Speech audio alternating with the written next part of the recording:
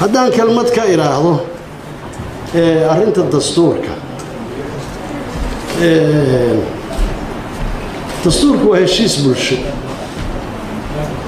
maalintii Puntland la dhisay iyo maalin dhow inta ka dhaxaysana dadkii ama furahay ama xirahayay baan ku jira aayad quraan oo munazzal ah oo lama taabtaana ma ahane in aad u tira badan waa la oran karaa konton in ka badan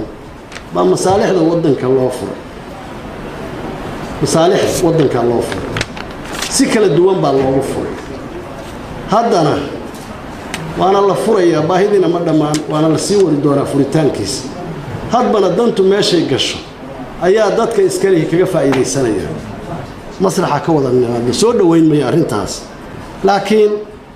gacanta aniga igu taag inta u taagay furitaankiisa